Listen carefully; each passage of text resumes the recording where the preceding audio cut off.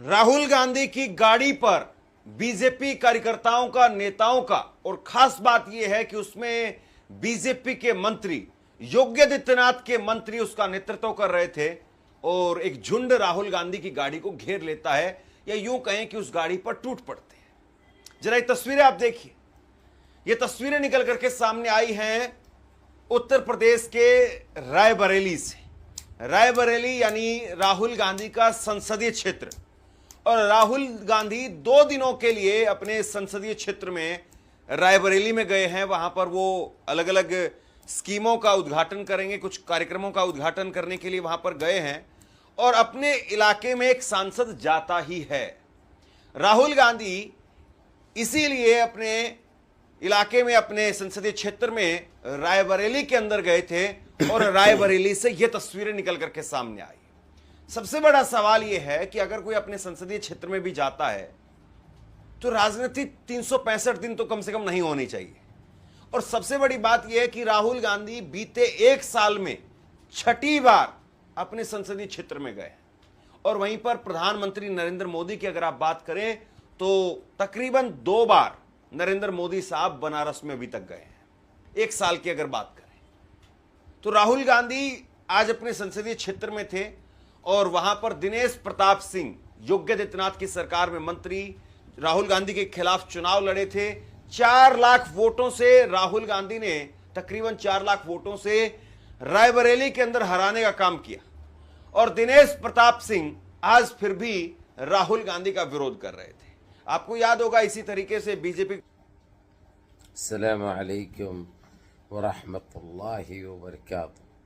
अज़ीज़ान मिल्लत इस्लामिया, आप तमाम उम्मती को अबू फैसल की तरफ से सलाम अर्ज़ है। घर में बड़ी पर्दा नशीन इज़्ज़तदार और बहनों को अबू फैसल की तरफ से सलाम अर्ज़ है। बहरहाल बहरकैफ़ अल्लाह से उम्मीद है आप लोग खैरियत से होंगे, अल्लाह की हिफाजत में होंगे। इन मलूनों की मलामत से, इन फ़िरक़ा परस्तों की फ़िरक़ा परस्ती से, इन दरिंदों की दरिंदगी से, इन मॉबलिंचरों की मॉबलिंचिंग से, इन बलात्कारियों की बलात्कारी से, इन दहशतगर्दों की दहशतगर्दी से महफूज होंगे। अल्लाह आप लोगों को अपने हफ्ज़ अमान में रखे, अल्लाह अपनी हिफाजत में रखे, अल्लाह हर आबा से, हर शर्त में महफूज रखे। बहरहाल बहरकैफ़ मेरे अजीज़ दोस्तों, मेरे भाइयों, देश के हालात से भी आप लोग वाकिफ़ है और देश के बाहर के हालात से भी आप लोग बचा वाकिफ़ है।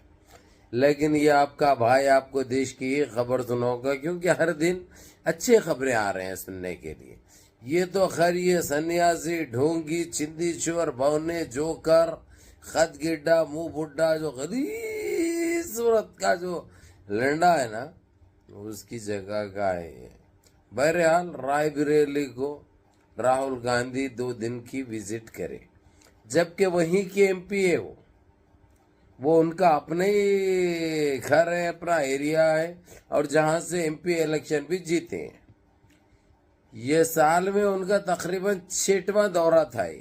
ये 2 दिन के लिए गए, वहां की आवाम की खिदमत करने के लिए, काम करने के लिए गए, क्योंकि उसके बाद तो फिर जो है सो पूरे इंडिया का दौरा है उनका। वोट चोर गद्दी छोड़ का जो मिशन है उनका, उसमें बिजी हो जाते हैं, बोल के ये इसमें आए। आने के बाद इनको इतनी हैबत सताने लगी, इतना घबरा गए नो, खासकर वो इतना खत का है नहीं, वो जबान इतनी बड़ी है, हमेशा जहर उगलता, खत गिड्डा, मुंह बुड्ढा, आप कहा दिख रहा ने, गलीज मुंह का जो है। उसके मंत्रियां, 3 मंत्री उसके कैबिनेट के, और वहाँ के बीजेपी के करता धरता, वहाँ के जो काम करने वाले हैं ब्रोकर, वो लोग गाड़ी पे अटैक कर दिए राहुल गांधी के, यानी हमला कर दिए। उनको वापस जाओ यूपी से बोल के नारे मान लगे को, बाप का वो है तुम्हारे, वो एरिया का एमपी है वो। फिर राहुल गांधी ने खैर वहाँ की कांग्रेस की सपोर्ट करने वाली पब्लिक के और इनके बीच हाथापाई की भी नौबत आ गई थी, लेकिन राहुल गांधी ने काफ़ी दिमागी काम करते हुए, और काफ़ी, मैं जितनी चाहे तारीफ करूंगा राहुल गांधी की, जो कि इस चीज़ को ख़त्म करने में काफ़ी मदद की उन्होंने। वहाँ की सीधा कमिश्नर से बात किया, उसके बाद ये जो जिस तरीके से उनको रोका गया, उनके ऊपर हमला किया गया। भला उनको तो हुआ तो कुछ नहीं, इनकी ये चीज बता रही जो फड़फड़ा रहे ना ये लोग, इनकी इतनी फट पड़ी है। कहा फिर यूपी आ गए तो यूपी में भी शुरू कर देते वोट चोर गद्दी छोड़ का मसला, इधर भी वो हैबत में मुब्तला हो गए। फिर ये जैसे ही मालूम हुआ अखिलेश यादव भी वहां पे पहुंच गए। बहरहाल एक जुलूस की शक्ल में वो अपने घर पहुंचे उत्तर प्रदेश रायबरेली में। उसके बाद जो है वहां से जो पुलिस गिरफ्तार करके वो लोगों को ले गई, कोई बेल नहीं हुई वो लोगों की, क्योंकि ये लोग ऐसा जुर्म कर रहे हैं जो कि सजा मिलना बहुत ज़रूरी है। और इसमें सुप्रीम कोर्ट का भी ये कहना बिल्कुल दुरुस्त है। जो भी आए हैं वहाँ पे कैमरे में, पूरों को गिरफ्तार करके लोगों को सलाखों के पीछे डाल दो, सीधा सुप्रीम कोर्ट का आर्डर है। बहरहाल इतनी बेहतरीन खबर है ये, जिससे अब ये पता चलता है कि अब इन्हों पूरे देश में कहीं पे भी बचने वाले नहीं है और इन्हों हर तरफ हैबत खा चुके हैं।